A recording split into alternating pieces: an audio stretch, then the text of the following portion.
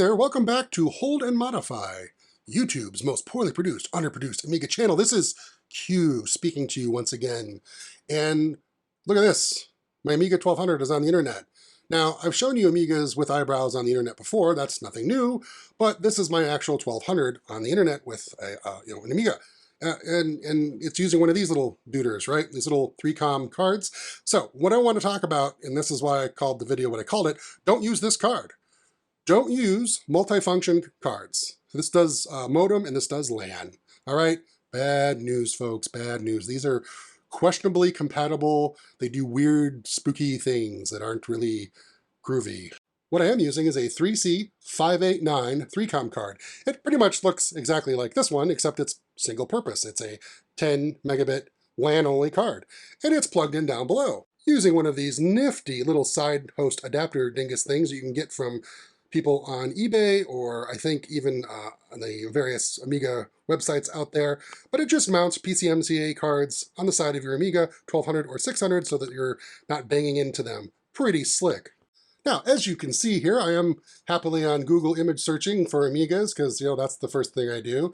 I'll go ahead and click on the good old SASG website there just to show you some fun, amazing stuff here. This Amiga 1200, by the way, is using a TF1260 with, I believe, a 128 megabyte version of that card. So yeah, it's a 128 megabyte 68060, and the Amiga is running in 256 color mode, and I have the 256 color option pack installed for eyebrows, and I'm running in NTSC high-res interlace. So here you go. This is what it looks like. It's pretty clean, pretty quick.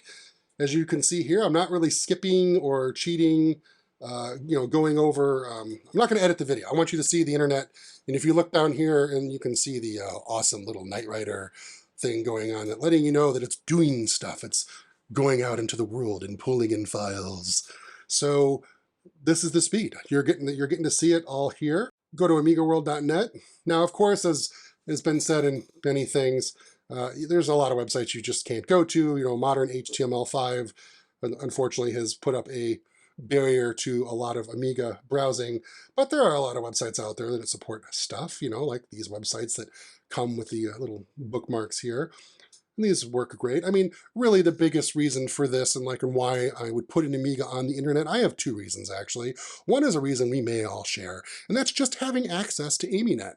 Being able to just go to AmiNET, grab the files you need, and not have to sneakernet them back and forth, or worse yet, have to keep pulling your compact flash or SD card out of your Amiga, run it over to your Mac or PC or Linux box. That just gets annoying, about as annoying as me having to keep clicking all these requesters that pop up. But having this access to AmiNET or other websites like this that are Amiga friendly that you can just quickly grab files from, I mean, come on, that's great. That's great. I love that. The second reason I'm bothering to get my Amigas online, and I keep saying Amigas, and I'm just showing you a 1200 right now. I'll get to that in a second.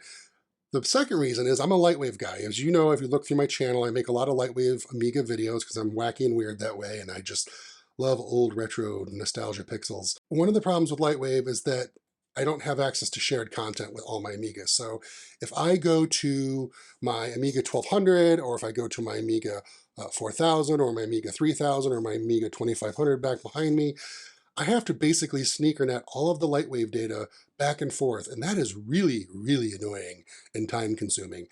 I need to get all my Lightwaves looking at one singular spot, and that would be a share on my server.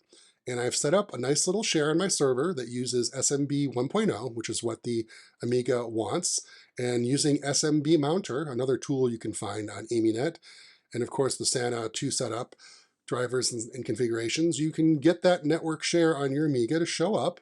And now, I'll have access to all of my Lightwave data from all my Amigas. And won't that be awesome? No longer do I have to worry about, sneaker netting files from Lightwave to all my Amigas. That's the second reason for me that's super cool. For you folks, maybe that's not relevant, but for me, that is a big one. So as you can see here, I mean, this is, browsing on the 1200. It's keeping up.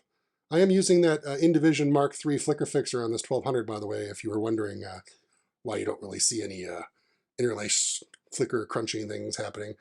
So one of the things I wanted to mention too is those big box Amigas I just mentioned about Lightwave and getting shares and stuff. So how am I going to get those online? Well, There are numerous Amiga networking cards out there and networking options, but the most, easy, just plug it in and it works type thing is the Xsurf. So here's an Xsurf. These are available. You can still find these. Sometimes you have to wait for them to be built or put together, but the PCMCA card cost about $25 to $40 on eBay. You do have to hunt for them. They're not always available. Sometimes you have to be patient and wait for them to show up. But that's only going to be for the 1200. For the big box Amigas, you can buy these Xsurfs. You can get them used. Some folks sell them used. You can get them new. I got new. Yes, I did buy 3 of them for each of my big box Amigas because I need all 3 of them online. But these aren't terribly expensive. They're about the same price as these NICs would have been back in the day. So I'm just glad they exist, and I'm glad they're reliable and they're easy to install. And I am using Roadshow and Roadie to get my Amiga online. Of course, there's Miami. There's the AmiNET software that comes with the Xsurfs, which is a variant of AmiTCP. But I use Roadie and Roadshow because Dr. Edwards told me to use that, so that's what I use. And if I go here and minimize this, you can see Roadie is running in the background here. And this is really simple to configure. I mean, that's why I like it. You install it. You install the 3COM driver that you download from AmiNET. And when you configure, you go up to here and you say configure, and it just walks you through the process. You do DHCP to make it really simple. You click Save Changes, you click Connect, it's up and running. And then when you reboot, I'd say about 70% of the time, it automatically connects, which is kind of cool. 30% of the time it doesn't connect, okay? So what you have to do is just launch it, say disconnect, connect, and then it usually connects again and you're off and running. So hey, easy, not a problem. Obviously, if you have an RTG Amiga, my Amiga 3000 and Amiga 4000 have RTG cards in them, I will be running in a much more pleasing, 1024 by 768 24-bit, but more importantly, it'll be faster scrolling and image processing because this poor 1200 is trying its best in 256 color mode here to update these screens, but yeah, it can be a bit intense for it. So that's it. That's this video. I wanted to just make sure that you understand that buy not this, in Yoda speak, I guess. You want to buy the 3COMs PCMCA cards for your 1200s that are single purpose, meaning they're only a LAN card. They're not a modem and a LAN card.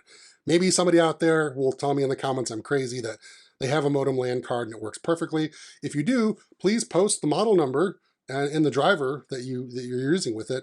I just know that the 3COM 3C589 has a driver on AmiNET that's easy to find. The cards are easy to find on eBay most of the time.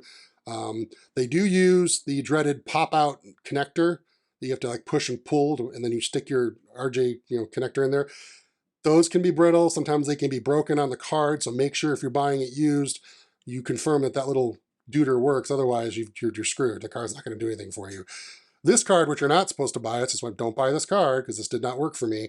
The card works, by the way. I did test it in a Windows laptop, and it does work. It just doesn't work in the Amiga. These come with the rat tails, so slightly more reliable. The only way you're really going to break these is if you plugged it in and then maybe bent it like that. But the important thing is get the single-use PCMCA card, and you will be you should be golden. Once I had a properly working card that worked with the driver on this, folks, it was super simple. I just installed Roadie and Roadshow, clicked through some prompts, and I was online. That's how fast it was. No weird, editing files in the shell, nothing like that. Just copying the driver to the devs, internet's things. I actually did that on the install, so I didn't have to bother with that. So it's really easy. And then it's pretty much going to be the same thing with the Xsurf because Roadie Roadshow recognizes that card too. There's drivers for that. So, well, the Xsurf comes with drivers. So that's it. I think I'm done with this video. I think you guys get it. You understand what it is, right? That's what this is all about. Don't buy dual purpose cards for 1200s. And yeah, get a modern LAN card for your big box Amiga. Don't mess with the old token ring stuff or try and use converters it's just a hassle.